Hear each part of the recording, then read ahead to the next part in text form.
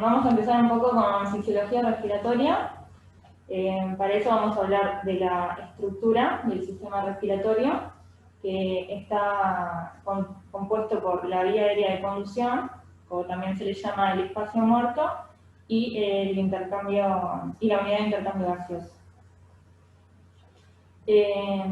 La vía aérea de conducción tiene como objetivo humidificar y calentar el aire, además de filtrar las partículas externas.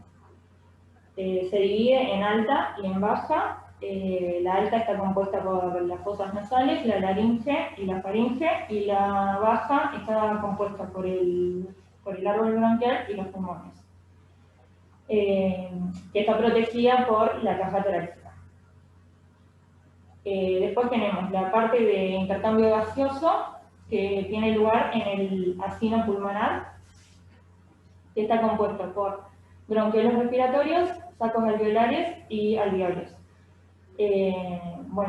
Ahí, como dijimos, es donde se produce el intercambio.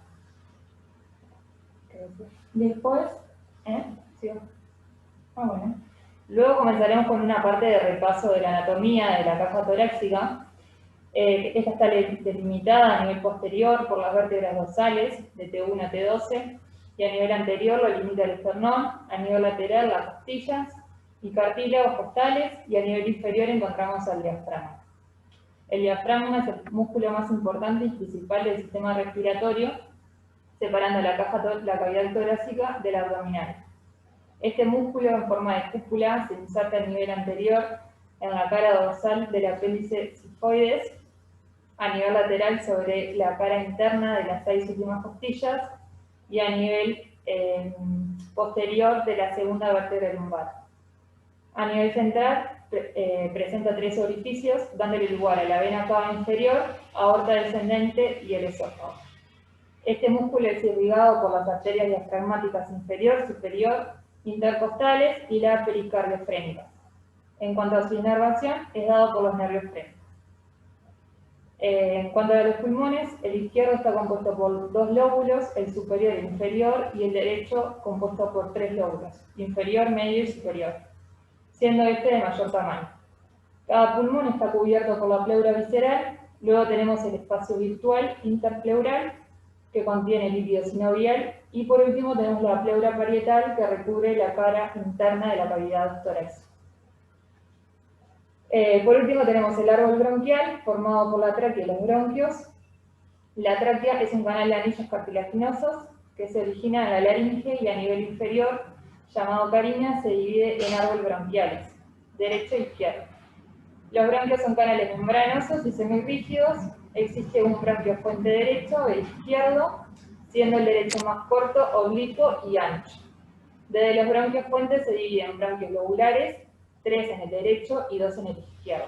A su vez, cada bronquio se divide en segmentarios, y por último encontramos a los bronquiolos, dando lugar a los sacos alveolares. Bueno, el sistema respiratorio está conformado por 4 grandes etapas, que serían la ventilación pulmonar, el intercambio gaseoso, el transporte de los gases y el mecanismo de regulación. La ventilación es un fenómeno vital donde lo que ocurre es la movilización de los gases desde la atmósfera, entre la atmósfera y el alveolo, debido al gradiente de presión. De donde hay más, hay menos, que esto lo explica la ley de Fick. Esta ley se basa en el área, en la distancia y en la diferencia de presiones parciales de los gases. O sea que si no hay un gradiente de presión, va a ser imposible que haya difusión. El ciclo ventilatorio está formado por la inspiración y la expiración, que son fases diferentes entre sí a nivel de duración, de función y de mecanismo de producción. La fase inspiratoria sería la fase activa, donde el oxígeno viaja a través de la vía de conducción sin ser difundido a la sangre hasta llegar a la zona de respiración, donde luego se procede a la difusión. el oxígeno iría desde la atmósfera, que es donde hay más presión, hacia donde hay menos presión, que sería el alveolo.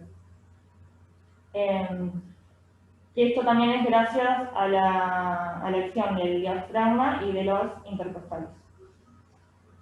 El diafragma lo que hace es descender, cuando desciende, lleva el volumen abdominal hacia abajo y hacia adelante. Por lo tanto, ensancha la barbilla costal y aumenta el volumen torácico. Generando una disminución de la presión intrapulmonar, provocando así un gradiente de presión. Esto es explicado según la ley de Bode. Junto con los músculos intercostales externos, se provoca un movimiento lateral y antero-posterior del tórax, nombrando al diámetro lateral como en asa de balde. El aire que ingresa a los pulmones es lo que se llama el volumen corriente, generando la expansión torácica causada por cada unidad de cambio de presión, que es lo que se llama la compliance. Esta es directamente proporcional al tamaño del pulmón y va a depender del estado del tejido elástico y de la cantidad de aire insuflado en cada ciclo. Además, no solamente se basa en el pulmón, sino que también en la capacidad de la caja torácica de expandirse, por lo cual diferenciamos la compliance estática y la compliance dinámica. La dinámica es la variación de volumen tanto en la caja torácica como en el pulmón, que se da en la fase de inspiración hasta el final de ella y tiene que ser en presencia de flujo. Después, la estática, a diferencia de la dinámica, es en ausencia de flujo y es como en el periodo que viene después de la inspiración, como el refractario. Más. Y en esta estática solo hay variación del pulmón, no de la caja torácica, el volumen del pulmón. Debemos tener en cuenta también que una vía aérea estrecha provocará más resistencia, por lo tanto habrá una disminución en la velocidad del flujo, según que nos cuenta que la resistencia es directamente proporcional a la viscosidad del fluido y a la longitud del conducto, e inversamente proporcional al radio de este elevado a la cuarta potencia. En esta fase inspiratoria, la presión intrapulmonar siempre va a ser negativa, pero no la presión intraalveolar, que es atmosférica. Al final de esta fase es donde se iguala la intrapulmonar con la atmosférica y desaparece el gradiente de presión, finalizando el proceso de inspiración, la fase inspiratoria. Bueno, por lo contrario, en la fase expiratoria es la fase pasiva, donde ocurre la relajación muscular, ocasionando una disminución de la caja torácica y un aumento de la presión. Logran expulsar el dióxido de carbono desde el alveolo, de donde habría mayor presión, hacia la atmósfera, que pasa a ser de menor presión. Esto sucede cuando el gradiente de presión de la fase inspiratoria desaparece. Entonces el volumen intrapulmonar es superior al volumen de reposo y los músculos inspiratorios se relajan. En esta fase ocurre el fenómeno de elasticidad pulmonar, es el que genera el gradiente de presión para lograr la expiración, volviendo a su posición inicial. Los pulmones poseen cuerpos elásticos y, siguiendo la ley de Hooke, nos dice que la fuerza es directamente proporcional a la longitud de deformación del cuerpo. Una vez que cede la fuerza, el pulmón vuelve a su forma debido al rebote elástico. A nivel pleural, la presión es negativa en la inspiración y positiva en la expiración. Por lo que el pulmón tiende al colapso debido a sus propiedades elásticas. La caja torácica, por lo contrario, tiende a expandirse. Al generarse estas dos fuerzas opuestas, se mantiene el equilibrio, el cual provoca una presión negativa en la cavidad pleural, haciéndose más negativa en la inspiración y volviendo a su valor normal en la expiración.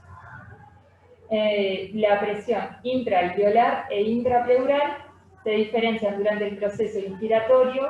A esto se lo nombra como presión transpulmonar, que sería presión alveolar menos presión intrapleural, y siempre que esta sea positiva, las estructuras tenderán a la expansión, y si la presión transpulmonar es negativa, tenderá al colapso, como ocurre en la expiración forzada. Bueno, ahora bien empezaremos a hablar de los niveles y volúmenes y capacidades pulmonares. En cuanto a los niveles, son los que definen los límites que el volumen puede alcanzar, y la capacidad es la combinación de los volúmenes pulmonares. Para comenzar tenemos al nivel inspiratorio de reposo y al nivel expiratorio de reposo. Estos son los que limitan, son los limitantes del volumen tidal o corriente. Normalmente el volumen ingresado es entre 6 y 8 mililitros por kilogramo. Si aumentamos la fuerza, el aire que entra es mayor, por lo tanto estamos frente a un nivel inspiratorio máximo, lo que limita el volumen de reserva inspiratoria. En cambio, si realizamos un esfuerzo de expirar todo el aire que podamos, nos encontramos con un nivel expiratorio máximo, limitando el volumen de reserva expiratoria. Luego de realizar la fuerza máxima en la expiración, siempre queda presente aire en los pulmones que no puede ser expulsado, y este es nombrado el volumen residual. Y como dijimos anteriormente, la capacidad pulmonar es la suma de los volúmenes. Por lo tanto, la suma del volumen tidal más el de reserva inspiratoria te da la capacidad inspiratoria. Y luego después tenemos el volumen de reserva expiratoria más el volumen residual, te da como resultado la capacidad funcional residual. Y por otro lado tenemos la capacidad vital, siendo esta la sumatoria del volumen tidal, el volumen de reserva inspiratoria y expiratoria. Y por último, la capacidad pulmonar total, siendo la sumatoria de todos los 4 volúmenes. Bueno, ahora, siguiendo con el punto de intercambio de gases, vamos a encontrar lo que se llama la difusión, que es el transporte del gas o del oxígeno desde el alveolo al capilar, debido a un gradiente de presión entre la presión alveolar de oxígeno y la presión capilar de oxígeno. Esto ocurre por el efecto de 3 leyes, la ley de Fick, la ley de Henry y la ley de Graham. Según la ley de Fick, la difusión va a ser, como habíamos dicho, proporcional a la diferencia de presiones del gas de cada lado de la membrana y a la superficie de difusión. O sea que a más superficie, más aumento de la presión.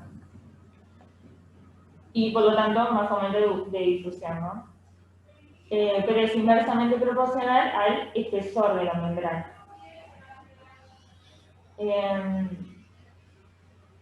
Bueno, en cuanto a la presión alveolar de oxígeno, su valor es aproximado de 109 milímetros de mercurio, siendo mayor que la presión parcial de oxígeno en sangre venosa, que es de 45 milímetros de mercurio. La presión venosa es de CO2 es alrededor de 45 milímetros de mercurio, que va a ser mayor a la presión alveolar, que es de 40 milímetros de mercurio. Por lo tanto, con estas diferencias se genera la difusión, que lo que ocurre es que va desde el alveolo hacia el capilar el oxígeno y desde el capilar al alveolo el dióxido de carbono.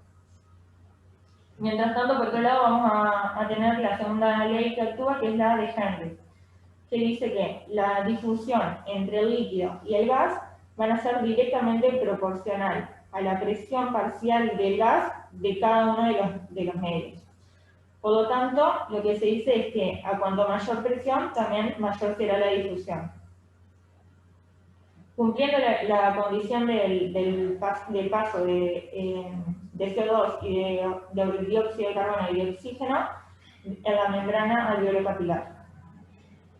Y por último, la última ley, que es la de Graf Graham, no sé cómo se dice, establece que la velocidad de difusión del gas va a ser directamente proporcional a su coeficiente de solubilidad e inversamente proporcional a la raíz cuadrada de su peso molecular. Por lo tanto, el dióxido de carbono se difunde más rápido que el oxígeno, ya que el gradiente de presión es menor desde el capilar hacia el alveolo. ¿Sí? Para que el intercambio gaseoso pueda ser logrado, es necesario contar con una buena ventilación y una adecuada perfusión. Lo ideal sería una relación BQ igual a 1. Ambos procesos deben de estar equilibrados, pero nos encontramos que el pulmón no siempre se encuentra de la manera ideal. Existen diferentes tipos de relación BQ. Por un lado tenemos la unidad normal, donde D es igual a Q, o sea, la ventilación es igual a la perfusión. Luego tenemos la unidad silenciosa, donde no presenta una buena ventilación ni perfusión. Y por otro lado tenemos la BQ alta, donde existe una mayor ventilación que perfusión. Y por último tenemos donde existe una baja BQ, que sería que hay mayor perfusión que ventilación. En cuanto a la gasometría arterial, es una importante medición para conocer la presión arterial de oxígeno en sangre. Su valor normal ronda entre los 85 y 100 milímetros de mercurio. Entre sus causas de descenso, hablaríamos de hipoxemia, encontramos la hipoventilación, la alteración de la difusión, shunt y el aumento del desequilibrio de BQ.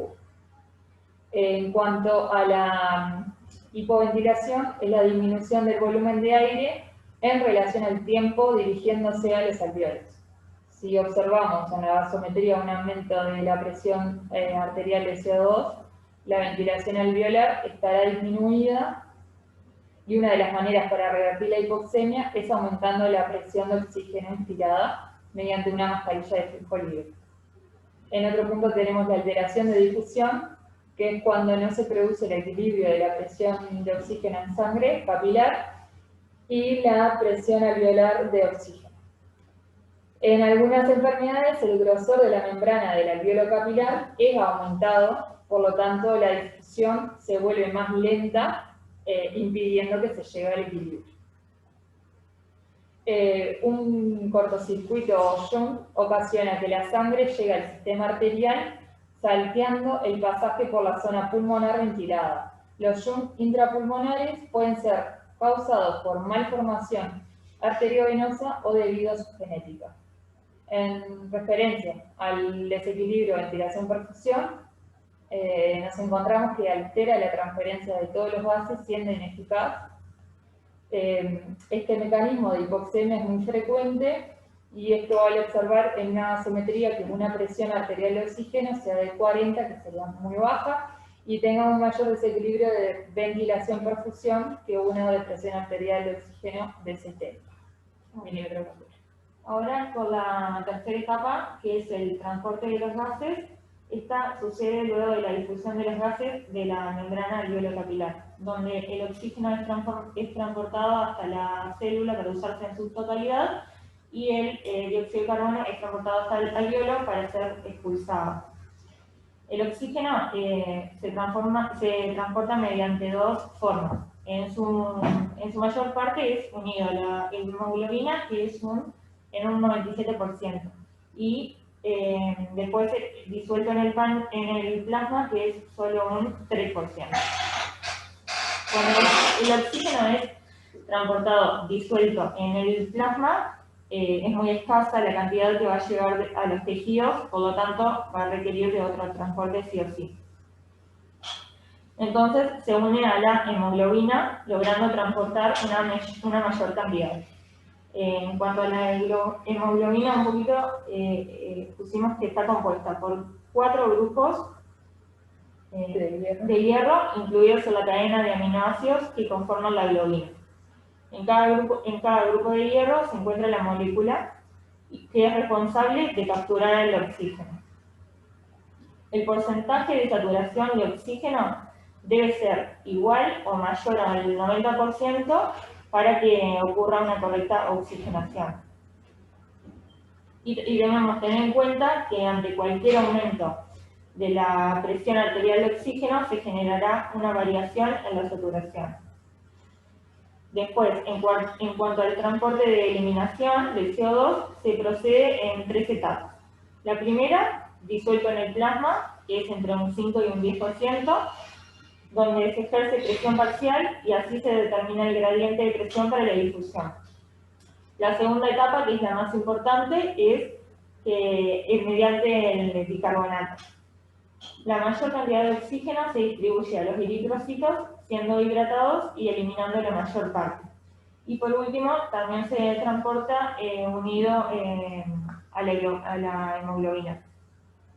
Bien, como última etapa de la conformación del sistema respiratorio nos encontramos con el mecanismo de regulación, que es donde se sitúa la protuberancia y el bulbo.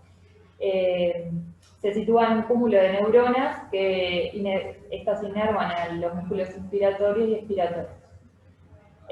Una neurona del centro respiratorio está conectada a una motoneurona en la cual su acción se extiende a través de la médula espinal, mientras que su placa motora se unirá a un músculo. El centro respiratorio envía el estímulo a la motoneurona, transmitiendo por el axón a la placa motora, logrando una contracción del músculo, por lo tanto, produciendo la inspiración. El cúmulo de neuronas son reguladores aferentes formados por sensores periféricos, en su gran mayoría quimioreceptores. Estas tienen conexiones corticales regulando la involuntariedad del centro respiratorio, siendo estos los centros vulvares, el centro apnéxico y el centro neumotáxico. Los centros vulvares están localizados en el bulbo raquídeo por debajo del cuarto ventrículo a nivel dorsal. Estos se diferencian en dos grupos, siendo uno el grupo dorsal que interviene en la inspiración, controlando el ritmo y la frecuencia respiratoria, y el otro grupo es el respiratorio ventral, que actúa en la inspiración forzada.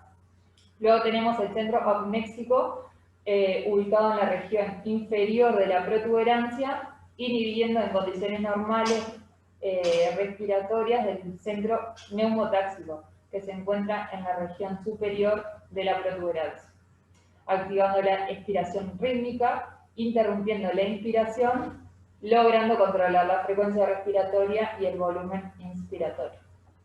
Y para finalizar, existen 3 puntos de controles. Control cortical, donde el dióxido de carbono es el regulador más potente en una persona no vigil. Y luego tenemos el control químico, donde los cambios de ventilación van a ser provocados según la excitación o depresión de los quimiorreceptores. Y por último, existe el control reflejo, ya sea del estiramiento pulmonar, inhibición o aumento de la inspiración. Bueno, y ahora sí vamos a pasar a la parte de ventilación mecánica, que es la sustitución total o parcial de la función respiratoria. Existen ventilación mecánica invasiva y no invasiva, siendo la invasiva utilizada como último recurso para el tratamiento del paciente. El objetivo principal es mantener los niveles ideales, óptimos de PO2 y PCO2, además de relajar también la musculatura respiratoria. Bueno, hablando de los dos tipos, la invasiva y la no invasiva, la ventilación mecánica invasiva hace referencia a la suministración de aire mediante la conexión a un ventilador,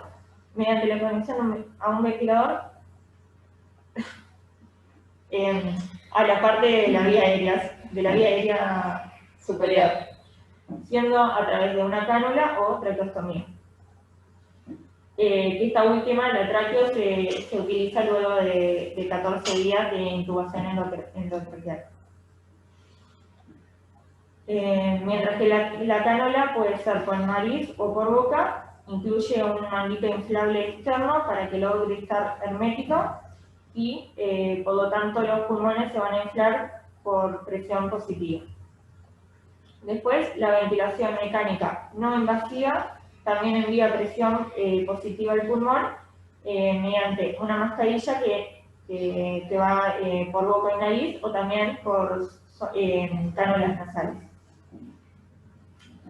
La decisión de realizar la mecánica ventilatoria invasiva no debe ser a la ligera, se deben tener en cuenta diferentes criterios. Acá tenemos algunos, que son la frecuencia respiratoria, más de 35 respiraciones por minuto, siendo lo normal entre 16 y 20, apneas, una hipoxemia menor a 60 milímetros de mercurio, que lo normal es entre 75 y 100, una CO2 mayor a 50% o 0,5, que lo normal es 0,21 o 21%, una hipercapnia progresiva mayor a 50 milímetros de mercurio, que también lo normal es entre 35 y 45, una acidosis menor a 7,25 cuando lo normal es entre 7,35 y 7,45, una PASI menor a 200, lo normal va entre 350 y 450, un excesivo trabajo respiratorio, se evalúa el estado mental, la capacidad vital, cuando es menor a 15, que lo normal es entre 65 y 75. Después, sí. A nivel fisiológico cuenta con varios objetivos. Dentro de ellos encontramos el normalizar el intercambio gaseoso, proporcionando una correcta ventilación alveolar y mejorando la oxigenación arterial, incrementar el volumen pulmonar, distendiendo las unidades alveolares, aumentar la capacidad residual funcional para impedir el colapso alveolar y el cierre de la vía aérea al final de la expiración. Por último, disminuir el trabajo respiratorio, relajando dichos músculos. A nivel clínico, presenta objetivos generales. En primer lugar, revertir la hipoxemia, normalizar el pH, aliviar la disnea y el esfuerzo respiratorio, prevenir o resolver atelectasias, revertir la fatiga de los músculos respiratorios, permitir la sedación y el bloqueo neuromuscular y disminuir el consumo de oxígeno sistémico miocárdico y reducir la presión intracraneal y estabilizar la pared torácica. Volviendo al ventilador, tenemos que se presentan 3 etapas, que son la insuflación, la meseta y la deflación. La insuflación es donde se genera una presión sobre el volumen del gas que se moviliza, insuflando el pulmón mediante un gradiente de presión, mientras que la presión máxima se va a denominar presión pico. Después viene la meseta, donde ocurre una pausa inspiratoria para que el aire se distribuya por los alvéolos hasta el final de la expiración. Dependiendo de la compliance, y por lo tanto es denominada presión pausa o presión meseta. Y la última es la deflación, que es el vaciado pulmonar en condiciones normales, va a ser pasivo, pero determinado por la lactancia. Pero con la intervención del ventilador se adhiere un dispositivo para mantener una presión positiva al final de la expiración, que evitará el colapso pulmonar, que es lo que se llama la denominada PIC. Bien, todo ventilador debe tener una amplia variedad de parámetros, tal como los modos de ventilación, habiendo cuatro tipos, siendo la controlada, asistida, la de soporte y espontánea, el volumen circulante o tidal, la frecuencia respiratoria, determinada según el modo ventilatorio, según también el volumen corriente o el espacio muerto fisiológico, o según también las necesidades metabólicas, la tasa de flujo, siendo el volumen de gas que puede aportar. Este se sitúa entre 40 y 100 litros por minuto, aunque lo ideal es que cubra la necesidad del paciente. El patrón de flujo, que presenta 4 tipos: acelerado, desacelerado, cuadrado y sinusoidal. La relación IE, que es el tiempo inspiratorio que tiene para enviar el volumen de aire seleccionado. Lo normal es una relación de 1 a 2. la sensibilidad o trigger, que es el cual detecta el esfuerzo respiratorio del paciente. Normalmente se coloca entre 0,5 y 1,5. Luego tenemos la FiO2, que es la fracción inspirada de oxígeno que envía el paciente. Lo normal que inspiramos es de 0,21, pero en el ventilador se selecciona lo menor posible. Luego tenemos la PIP, que como ya se dijo, es la presión positiva al final de la expiración y se utiliza para reclutar o abrir alvéolos evitando el colapso pulmonar. Luego tenemos la pausa inspiratoria, es cuando logra tener la válvula expiratoria cerrada durante un lapso de tiempo durante esta pausa. El flujo inspiratorio es nulo, pero puede ocasionar un aumento de presión intratorácica. Y después tenemos el suspiro, que es el aumento del volumen corriente en intervalos regulares. Luego tenemos la PIC, después tenemos la presión meseta o plateu, y la autopip, que es la presión que existe en los alvéolos al final de la expiración y se calcula una pausa entre ellos. Bueno, de los ventiladores en la parte invasiva hay diferentes modalidades. Vamos a hablar primero de la ventilación controlada. La ventilación controlada asume el comando de la actividad ventilatoria del paciente, sin ninguna intervención de este para evitar cualquier tipo de asincronía con el respirador.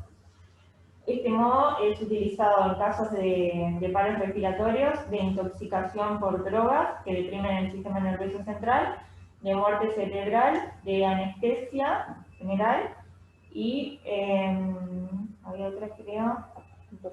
Imposibilidad de adaptarse al paciente.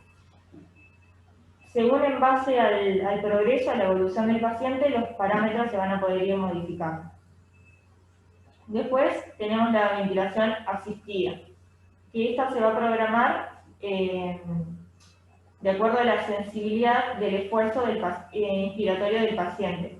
Por ejemplo, si el paciente presenta un esfuerzo inspiratorio, la sensibilidad se va a programar de igual manera. En este modo, la fase inspiratoria es iniciada por el paciente y facilitada por el ventilador. Presenta grandes ventajas, ya que puede usar los músculos respiratorios y hay una mayor independencia del ventilador. Después tenemos la ventilación asistida controlada, que sería una combinación de los dos modos anteriores. Presenta una frecuencia de respaldo, que sería el modo controlado, pero el paciente puede generar esfuerzos propios. Si no logra llegar a la sensibilidad, el ventilador se convierte en modo controlado. Luego tenemos la ventilación mandatoria intermitente sincronizada. Es un modo que combina la ventilación asistida controlada con la ventilación espontánea. Las respiraciones son enviadas por el paciente y bueno, como ventaja encontramos la utilización de su musculatura inspiratoria, una disminución de los efectos hemodinámicos adversos y la facilidad para la retirada o disminución de la dependencia. Luego tenemos la ventilación regulada por ventilación minuto. Es un progreso del modo anterior y en este modo el volumen minuto permanece constante mientras que los ciclos controlados varían en función a la actividad espontánea del paciente. Luego tenemos el modo ventilación de presión soporte, el cual es un modo de presión parcial donde el inicio es por parte del paciente, limitado por la presión y ciclado por flujo. El ventilador detecta el esfuerzo del paciente y lo acompaña con un nivel prefijado durante todo el ciclo ventilatorio. Se empieza con niveles altos en etapas iniciales y luego va disminuyendo según la evolución del paciente. Y luego por último tenemos a la presión positiva continua, la famosa CPAP, enviando presión positiva durante todo el ciclo ventilatorio, combina la ventilación espontánea con la PIP, siendo esta última la que define el parámetro utilizado de presión. Bueno, para interrumpir la ventilación mecánica, es necesario que el paciente cumpla con diferentes criterios. Para esto debe haber una mejoría de la causa que condicionó la ventilación mecánica, una presión de oxígeno mayor a 70 milímetros de mercurio con una FiO2 menor a 0,4, una PIP de 5 y una PAFI mayor a 200. Debe estar hemodinámicamente estable y sin fiebre y con un Glasgow mayor a 3. Se debe evitar el dolor y la sedación, logrando una posición semi-incorporada del paciente y una monitorización de la frecuencia respiratoria, la frecuencia cardíaca, la presión arterial, la pulsioximetría y la gasometría arterial. Si se cumple con estos criterios de interrupción, se le hace una prueba de respiración espontánea que se hace con un tubo en T por 30 minutos. Si no se presentan signos de intolerancia, se procede a ser extubado. Las causas más comunes de los fallos en el destete es el comienzo rápido sin cumplir los criterios que mencionamos y una fatiga de los músculos respiratorios. Y nos faltó aclarar también el esfuerzo de la tos. Sí, también. Se tiene como criterio el esfuerzo de la tos. Y por ahí estaríamos. Bien. Sobre esto último, yo agregaría, a ver que aparezca un poquitín a ver en pantalla, por acá ando, no me van a ver demasiado. En relación a los criterios usados para predecir el éxito del destete, están el Rapid Shallow Breathing Index, que es de 105 por minuto por litro, la frecuencia respiratoria, que tiene que estar por debajo de 35, es importantísima la frecuencia respiratoria porque eso determina el mecanismo de compensación que después se da en el cuerpo. El pH como una unidad de medida importantísima también en la basicidad o alcalinicidad del cuerpo. Y otras que tienen que ver más que nada no tanto con la gasometría o con lo que pueden ser, por ejemplo, presiones como la inspiratoria máxima mayor a 20 centímetros de agua, que tiene que ver más que nada con la mecánica ventilatoria en sí, el no uso de musculatura accesoria principalmente. Si hay uso de musculatura accesoria puede haber fatiga rápida del paciente, por lo tanto es un criterio de reintubación.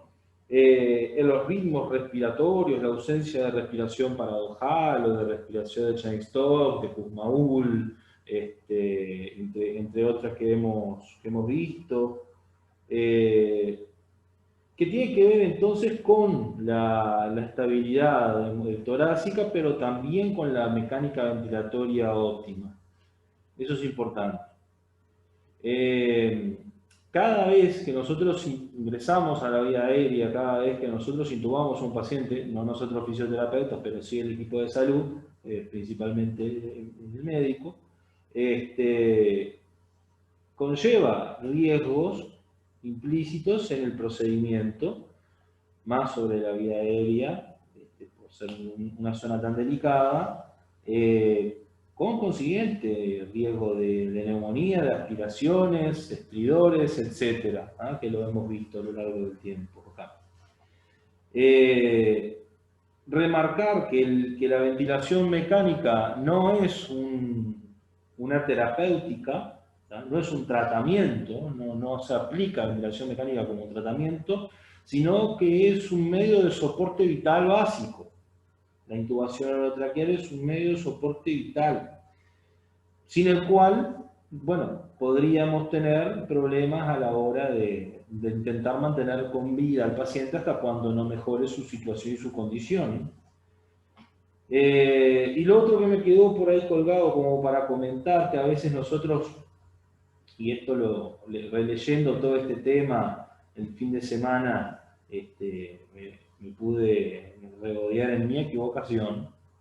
Uno podría llegar a pensar que en la vía aérea proximal la resistencia es menor al pasaje del aire y en vías más pequeñas, en bronquios de menor calibre, la misma es mayor, por esta cuestión de la ley de Pursue. Sin embargo, no hay que dejar de considerar la sumatoria de los radios de los bronquios pequeños en contraposición del bronquio fuente, lo cual hace que en la vía aérea inferior la resistencia al pasaje del aire sea menor, por esta cuestión de la disposición en serie y en paralelo de los bronquios, desde el bronquio fuente y la división en la tráquea hacia los bronquiolos más pequeños. De mi parte no agregar demasiado más, sino que agradecer a las compañeras acá, a Yelén y a Adriana por el trabajo. Y bueno, estará esto disponible en YouTube en breve plazo, esperando hasta la próxima instancia de encuentro. ¿Preguntas? ¿Negativo? Ninguna. Muy bien. Bueno, son libres de poder seguir con su vida. Nos estamos viendo en la próxima instancia. Muchísimas gracias. Chao, Lore. Chao.